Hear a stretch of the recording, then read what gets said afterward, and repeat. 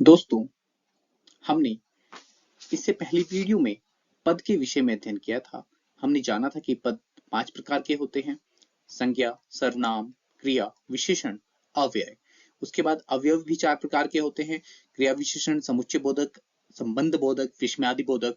और वाक्य में एक प्रकार के शब्द और पाए जाते हैं जिसे निपात कहा जाता है। तो आज की इस वीडियो में हम विस्तृत रूप से संज्ञा क्या है, पद भेद में सर्वप्रथम संज्ञा का नाम है, संज्ञा क्या है, इसके विषय में हम अध्ययन करेंगे। तो मैं रविकांत प्रजापति आज की इस वीडियो में आपका हार्दिक अभिनंदन करता हूं। तो आइए हम सब आरंभ करते हैं। संज्ञा किसे कहते हैं? संज्ञा समधन ज्ञा शब्द का अर्थ है ठीक ज्ञान कराने वाला, अर्थात सम मतलब ठीक से और ज्ञा ज्ञान मतलब ठीक से ज्ञान कराने वाला। अतः वह सब जो किसी व्यक्ति, वस्तु, स्थान, प्राणी, गुण, भाव आदि के नाम का, ध्यान से देखिएगा, उनके नाम का ज्ञान कराता है, संज्ञा कहलाती है। संज्ञा किसी के नाम को बोलते हैं। जैसे किसी व्यक्ति का नाम हो, वस्तु का, स्थान का, प्राणी, गुण, भाव, इन सब चीजों के जो भी नाम होंगे उन नाम को संज्ञा कहते हैं। जैसे किसी व्यक्ति के नाम में हम देखते हैं कि राम, श्याम, कृष्ण, महेश, सुरेश आदि अन्य नाम रखे जाते हैं। उन सभी व्यक्तियों के नाम को हम संज्ञा कहते हैं। दूसरा वस्तुएं हैं, पंखा, पुस्तक, मेज, दूध, मिठाई आदि जितनी भी वस्तुएं हैं उन सभी के नाम को हम संज्ञा कह सकते हैं। तीसरा स्थान, भारत, दिल्ली, जयपुर, नगर, गांव, गली, मोहल्ला, देश, इन सब के नाम को संज्ञा कहा जा सकता है। प्राणी में गाय, चूहा, तितली, पक्षी, मछली, बिल्ली, मनुष्य, ये सभी क्या हुए? प्राणी हुए, तो इनके नाम को भी संज्ञा कहते हैं। गुण में गुण, अवस्था, भाव में बचपन, बुढ़ापा, मिठास, सर्दी, सौंदर्य, अपनत्व आदि इसने जितने भी प्रकार के शब्द होंगे इन सबको संज्ञा के अंतर्गत रखा जाता है। ये सभी संज्ञा हुई। तो आइए विस्तृत रूप से संज्ञा का अध्ययन करते हैं। सबसे पहले संज्ञा के भेद कितने हैं? संज्ञा को भी 5 भेदों में बांटा गया है। कुछ विद्वान इसके 3 भेद करते हैं, वो भी मैं आपको बताऊंगा। सबसे पहले है व्यक्तिवाचक संज्ञा, दूसरी जातिवाचक संज्ञा, तीसरी भाववाचक संज्ञा, चौथी समूहवाचक संज्ञा और 5वीं है द्रव्यवाचक संज्ञा। तो इस प्रकार 5 भेद संज्ञा के होते हैं। मैंने अभी भी कहा था कुछ विद्वान 3 ही प्रकार की संज्ञाओं के भेद को मानते हैं। वो 3 भेद ये हैं। और ये जो समूहवाचक और द्रव्यवाचक संज्ञा है, इन दोनों को भाववाचक संज्ञा के अंतर्गत रखा गया है। परंतु अधिकांश विद्वानों ने 5 भेदों को माना है। इसीलिए मैं भी आपको 5 अलग अलग संज्ञाओं का भेद करके उनका विस्तृत रूप से अध्ययन हम लोग करेंगे। तो आइए आरंभ करते हैं। सबसे पहले व्यक्तिवाचक संज्ञा किसे कहते हैं? जिन संज्ञा शब्दों से किसी एक ही व्यक्ति, ध्यान रखेंगे, सिर्फ एक ही व्यक्ति, वस्तु या स्थान विशेष का पता चलता है, उन शब्दों को व्यक्तिवाचक संज्ञा कहते हैं। महत्वपूर्ण चीज है कि हमें सिर्फ एक वचन, क्या सिर्फ एक वचन वाले शब्द ही हमें यहाँ पर दिखाई देंगे, जिनको एक वचन के रूप में रखा जाता है। उनमें सबसे पहले व्यक्ति का नाम आ जाता है। भाई रवीना, सोनिया गांधी, श्याम, हरि, सुरेश, सचिन, जितने भी व्यक्तियों के नाम होंगे वो सभी। दूसरा वस्तुओं के नाम, कार, पेन, पुस्तक, मेज आदि व्यक्तिवाचक संज्ञाओं में आ जाएंगे। तीसरा, कार के अंदर भी हम देखेंगे कि अलग से कार, भैया मारुति की है, ऑल्टो है, ब्रेजा है, कौन सी कार है, वो चीजें हम देखेंगे। पेनों के अलग नाम है, किताबों के नाम है। हाँ, तो मेज, टेबल, भाई डाइनिंग टेबल है, कौन सी टेबल है, वो अलग अलग प्रकार से यदि वस्तुएं आ रही हैं वहां पर आ जाएंगी। दूसरा स्थान, ताजमहल, कुतुब मीनार, जयपुर आदि। राष्ट्रीय जातियों के नाम, भारतीय, रूसी, अमेरिकी आदि। दिशाओं के नाम, उत्तर, पश्चिम, दक्षिण, पूर्व। देशों के नाम, Bharat, Japan, America, Pakistan, Burma आदि, वो सभी इसके अंतर्गत आ जाएंगे।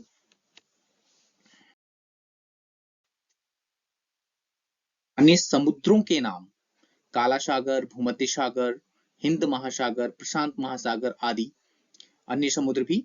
नदियों के नाम, गंगा, ब्रह्मपुत्र, वोल्गा, कृष्णा, कावेरी, सिंधु, जितनी भी नदियां हैं उन सबके जो नाम हैं इंडिविजुअली एक एकल रूप से जो उनके नाम है वो सभी हमारे व्यक्तिवाचक संज्ञा में आएंगे। दूसरा, पर्वतों के नाम, हिमाचल पर्वत है, विंध्याचल पर्वत है, अलकनंदा पर्वत है, काराकोरम है, एवरेस्ट है, जो भी पर्वतों के नाम दिए गए हैं इंडिविजुअली रूप से उनको, वो सभी पर्वतों के नाम व्यक्तिवाचक संज्ञा में आएंगे। नगर, चौकों, सड़कों के नाम, वाराणसी, गया, चांदनी चौक, हरिशेन रोड, अशोक मार्ग, ये सारे नाम क्योंकि एक नाम उनको दे दिया गया है व्यक्तिवाचक रूप से, तो उसमें आएगा। पुस्तकों के नाम, रामचरितमानस, ऋग्वेद, धर्मयुग, इंडियन नेशन, आर्यवर्त सभी। ऐतिहासिक युद्ध और घटनाओं के नाम, पानीपत की पहली लड़ाई, सिपाही विद्रोह, अक्टूबर क्रांति। फिर दिनों और महीनों के नाम, मई, अक्टूबर, जुलाई, सोमवार, मंगलवार, सभी दिनों के नाम व्यक्तिवाचक संज्ञा में आ जाएंगे। त्योहारों और उत्सवों के नाम, होली, दिवाली, रक्षाबंधन, विजयदशमी आदि सभी भी व्यक्तिवाचक संज्ञा में ही आएंगे। आगे हम देखते हैं नॉट, मतलब महत्वपूर्ण चीज क्या है। एक तो मैंने बताई है कि एक वचन, व्यक्तिवाचक संज्ञा में जो भी शब्द आएंगे वो एक वचन में होंगे। दूसरा, यदि कोई जातिवाचक संज्ञा शब्द किसी वाक्य में व्यक्ति विशेष को प्रकट करने लगे, कौन सा शब्द? जातिवाचक शब्द व्यक्ति विशेष को प्रकट करने लगे, तो वहां उसमें व्यक्तिवाचक संज्ञा होगी, ना कि जातिवाचक संज्ञा, क्योंकि जातिवाचक संज्ञाओं में क्या होगा? बहुवचन वाले शब्दों का अधिक प्रयोग होगा जो बहुवचन दर्शा रहे होंगे, परंतु जातिवाचक संज्ञा के कुछ ऐसे शब्द होंगे जो व्यक्ति विशेष के लिए प्रकट होंगे, तो उनमें हमारा व्यक्तिवाचक संज्ञा होगी। जैसे शास्त्री, शास्त्री जी किनको कहा जाता है? लाल बहादुर शास्त्री जी एक ईमानदार प्रधानमंत्री थे। मोदी, मोदी क्या? मोदी जी के लिए प्रयुक्त होता है, वैसे तो नीरव मोदी भी है, परंतु मोदी जी भारत के प्रधानमंत्री हैं, तो यहाँ पर मोदी जी कौन हुए? श्री नरेंद्र दामोदर दास मोदी जी। तीसरा, गांधी, गांधी जी के नेतृत्व में भारत को आजादी मिली, तो हमें यहाँ पर जो गांधी शब्द से प्रयुक्त हो रहा है मोहनदास करमचंद गांधी जी के विषय में हो रहा है, ना कि अन्य जो राजीव गांधी जी हुए, या फिर हम कह सकते हैं कि राहुल गांधी जी हैं, सोनिया गांधी जी हैं, परंतु गांधी जी जो विशेषकर हमें प्रयुक्त हो रहा है महात्मा गांधी जी के लिए। तीसरा, नेताजी, नेताजी की मृत्यु आज भी रहस्य है। अब नेताजी कौन होते हैं? पॉलिटिशियंस जितने भी हैं सबको नेताजी कहा जाता है, परंतु जब इस वाक्य में प्रयुक्त हो रहा है तो हमारा भाव किसके प्रति जा रहा है?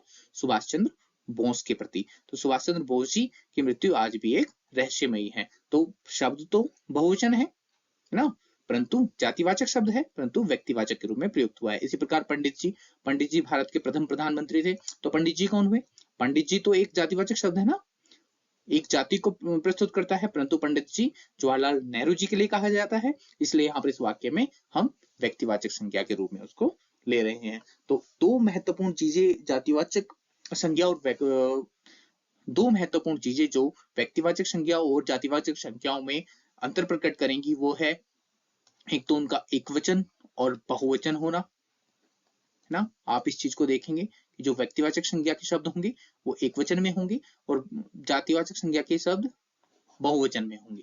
और दूसरा, हमें वाक्यों के भाव को भी देखना पड़ेगा कि वो भाव एकवचन के लिए कहे जा रहे हैं, एक व्यक्ति के लिए कहे जा रहे हैं, या बहुवचन में कहे जा रहे हैं। तो विशेषकर रूप से आप वाक्य के भाव के अनुसार ही संज्ञा का निर्धारण करेंगे।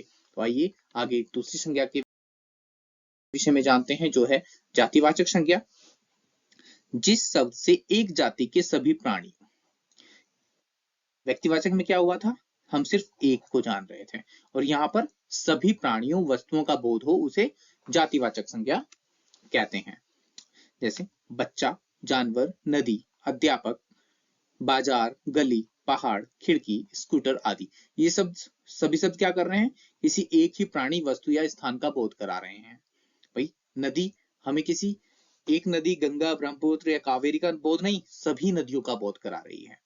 बच्चा क्या हो सकता है? यहाँ पे लड़की भी हो सकती है और लड़का भी हो सकता है। जानवर के अंदर सभी जानवर आ जाएंगे, किसी एक जानवर के विषय में नहीं बता रहा है, तो क्या है? एक पूरी जाति का बोध करा रहे हैं, इसलिए इनको जातिवाचक संज्ञा कहा जाता है। जैसे लड़का, पशु पक्षियों, यहाँ पर वर्तनी गलत है, वस्तु, नदी, मनुष्य, पहाड़। तो हम देखें कि यहाँ पर जो लड़का है वो किसी एक विशेष लड़की, किसी राम, श्याम, कृष्ण का बोध नहीं करा रहा है, संपूर्ण जाति का बोध करा रहा है। पशु जितने भी हैं वो सभी का बोध करा रहे हैं, सभी पक्षियों का बोध होगा। वस्तु कोई भी हो, कलम, दवा, टीवी, फ्रिज, कूलर, सभी का बोध हो रहा है। नदी, गंगा, ब्रह्मपुत्र, कावेरी, डेल्टा, जितनी भी हैं सभी नदियों का बोध हो रहा है। अब मनुष्य में यहाँ पर क्या है, पुरुष भी आ जाएंगे और महिला भी आ जाएंगी, बच्चे भी आ जाएंगे, वृद्ध भी आ जाएंगे, सभी पहाड़ जितने भी पर्वत हैं हमारे, चाहे उसमें हिमालय पर्वत हो, विंध्याचल पर्वत हो, काराकोरम हो या फिर एवरेस्ट पर्वत हो, सभी पर्वत मतलब पूरी एक संपूर्ण जाति का बोध कराने वाले शब्दों को जातिवाचक संज्ञा के अंतर्गत रखा जाता है। तीसरा आता है भाववाचक संज्ञा। भाववाचक संज्ञा किसे कहते हैं? जिन शब्दों से किसी प्राणी या पदार्थ के गुण, भाव, स्वभाव या अवस्था का बोध हो। हमें 3-4 चीजों को देखना होगा। गुण है, भाव है, स्वभाव है, अवस्था है। इन सब चीजों को भाववाचक संज्ञा के अंतर्गत रखा जाता है। जैसे क्रोध, प्रसन्नता, प्रेम, आश्चर्य, ये सभी क्या हुए? भाव। फिर सुंदरता, ईमानदारी, ये क्या है? गुण है। बुढ़ापा, बचपन, ये क्या हुई? ये हुई अवस्था। तो हम देख रहे हैं कि गुण, भाव, अवस्था, इन सब चीजों को भाववाचक संज्ञा के अंतर्गत रखा जाता है। एक होती है स्वतंत्र भाववाचक संज्ञा। आपने शायद इस शब्द को देखा हो कि हमने भाववाचक संज्ञा तो पढ़ी है कि भाववाचक संज्ञा किसे कह रहे हैं? गुण, भाव या अवस्था के नाम को जो दर्शा रहे हैं वो भाववाचक संज्ञा है। परंतु स्वतंत्र क्या हुई? भाई स्वतंत्र भाववाचक संज्ञा शब्द क्या हुए? तो आपको बता दें कि स्वतंत्र भाववाचक संज्ञा के अंतर्गत संज्ञा, सर्वनाम, विशेषण, क्रिया, अव्यय, ये शब्दों में प्रत्यय जोड़कर बनाए जाते हैं। क्या? भाववाचक संज्ञा शब्द। लेकिन कुछ भाववाचक संज्ञा शब्द ऐसे भी होते हैं जिनमें कोई प्रत्यय नहीं जुड़ा होता, फिर भी वे शब्द किसी न किसी भाव विशेष को प्रकट करते हैं। ऐसे शब्दों को स्वतंत्र भाववाचक संज्ञा कहते हैं। जैसे सुख, दुख, स्नेह, प्रेम, दुलार, नींद, संसार, रोग इत्यादि। आप देख रहे हैं कि इन सभी शब्दों में कोई प्रत्यय नहीं लगा है। जैसे हम ऊपर के एग्जांपल्स में देखें कि यहाँ पर क्रोध, प्रेम, आश्चर्य, इन सब में क्या है? कोई भी प्रत्यय नहीं है। तो ये क्या हुए? स्वतंत्र भाववाचक संज्ञा। प्रसन्नता में ता प्रत्यय लगा हुआ है, सुंदरता में ता प्रत्यय लगा हुआ है, ईमानदारी में ई प्रत्यय लगा है, बुढ़ापा में पा, बचपन में पन प्रत्यय लगा है। तो ये क्या हुए? ये सभी भाववाचक शब्द हुए। परंतु स्वतंत्र भाववाचक शब्द यहाँ पर 3 है, क्रोध, प्रेम और आश्चर्य। तो हम देख सकते हैं कि जिनमें कोई भी प्रत्यय प्रयुक्त नहीं होता उसे स्वतंत्र भाववाचक संज्ञा कहते हैं। अभी होता क्या कि भाववाचक संज्ञा बनाई जाती है किनसे? वही संज्ञा से, सर्वनाम से, विशेषण से, क्रिया से, अव्यय से। इन शब्दों से भाववाचक संज्ञा बनाई जाती है। तो कैसे? आइए जानते हैं। सबसे पहले जातिवाचक संज्ञा से भाववाचक संज्ञा बनना। हम देख रहे हैं कि बच्चा क्या है? जातिवाचक शब्द है। तो इसमें हमने पन प्रत्यय जोड़ के बचपन बनाया। तो बचपन क्या बन गया? भाव बन गया है। युवा क्या है? एक जातिवाचक शब्द है जिसमें सभी युवक आ जाते हैं, चाहे वह महिला हो पुरुष हो। अन प्रत्यय जुड़ने से यौवन बन गया, तो एक भाव हो गया। बालक में पन जुड़ा तो बालकपन बन गया। मित्र एक जातिवाचक शब्द है, ता प्रत्यय जुड़ने से मित्रता भाव बन गया। पुरुष में अजुड़ के पौरुष बन गया, स्त्री में त्व जुड़ के स्त्रीत्व बन गया। तो ये सभी हमारे देख रहे हैं कि ये क्या है? जातिवाचक शब्द है और पीछे उनके प्रत्यय लगे हैं जिनसे हम जातिवाचक संज्ञा से भाववाचक संज्ञा का निर्माण करते हैं। उसके बाद आता है सर्वनाम शब्दों से भाववाचक संज्ञा का बनाना। भाई अपना, सेल्फ, क्या हुआ? सर्वनाम शब्द हुआ। मम मेरा सर्वनाम शब्द है। मम में त्व जुड़ा तो ममत्व हुआ, मम में ता जुड़ा तो ममता हो गया, अपना में पन जुड़ा तो अपनापन हो गया। फिर अहम में कार जुड़ा तो अहंकार बन गया। सर्व में स्व जुड़ा तो सर्वस्व बन गया। तो यहाँ पर हम देख रहे हैं कि सर्वनाम शब्दों से भी भाववाचक संज्ञा का निर्माण किस प्रकार हुआ है। ऐसे ही विशेषण शब्द होते हैं जिससे भाववाचक संज्ञा बनाई जा सकती है। जैसे छोटा में पन जुड़ा तो छुटपन बन गया, बड़ा में पन जोड़ा तो बड़प्पन, सुंदर में ता जोड़ा तो सुंदरता, अच्छा में आई जोड़ा तो अच्छाई, मीठा में आ जोड़ा तो मिठास। ये क्या भी है? छोटा, बड़ा, सुंदर, अच्छा, ये सब विशेषण है। विशेषण शब्द क्या होते हैं? जो हमें संज्ञा और सर्वनाम की विशेषता बताते हैं। उन शब्दों में भी हम प्रत्यय जोड़कर भाववाचक संज्ञा का निर्माण कर सकते हैं। और फिर है क्रिया शब्द से निर्मित भाववाचक संज्ञा, जिसमें घबरा में आहट जुड़ी तो घबराहट बनी। घबराना एक क्रिया हुई, मिलना एक क्रिया हुई, मिल में आवट जुड़ी तो मिलावट हुआ, मिलना क्रिया में ही फिर आप जुड़ा तो मिलाप हुआ। काटना क्रिया हुई, उसमें आई जुड़ा तो कटाई। फिर लिखना क्रिया है, लिख में आवट जुड़ा तो लिखावट। इस प्रकार हम क्रिया शब्दों से भी प्रत्यय जोड़कर भाववाचक संज्ञाओं का इस प्रकार हम क्रिया शब्दों में भी प्रत्यय जोड़कर भाववाचक संज्ञाओं का निर्माण कर सकते हैं।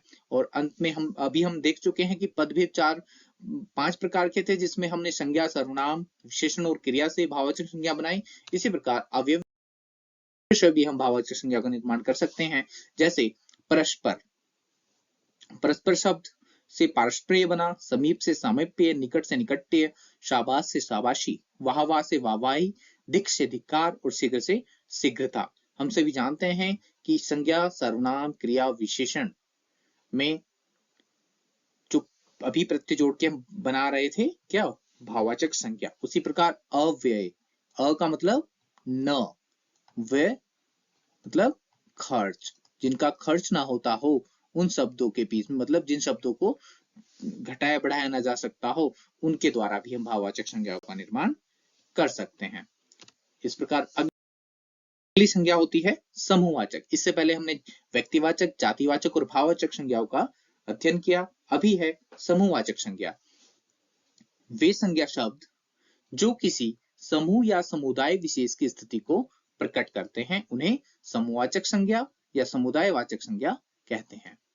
अभी हमने जाना था कि जो व्यक्तिवाचक संज्ञा है उसमें हमें एक व्यक्ति के नाम, व्यक्ति, वस्तु या स्थान के नाम का बोध हो रहा था। उसके बाद जातिवाचक में क्या हो रहा था, सभी, उसमें संपूर्ण जाति का बोध हो रहा था। अभी क्या है कि हमें किसी समूह या समुदाय विशेष की स्थिति को प्रकट करेगा समूहवाचक संज्ञा। जैसे कक्षा, संसद, भीड़, ढेर, दल, सेना, सभा, परिवार, कक्षा, मेला, सेना, पुलिस इत्यादि। यहाँ सभी शब्द एक समूह का बोध करवाते हैं, इसलिए इन्हें क्या कह सकते हैं, समूहवाचक संज्ञा। हम कक्षा में देख रहे हैं कि कक्षा में क्या है, बच्चे होते हैं। अब बच्चों में क्या हो सकता है, वह लड़का भी हो सकते हैं, लड़का और लड़की। ये क्या है, एक जातिवाचक शब्द है।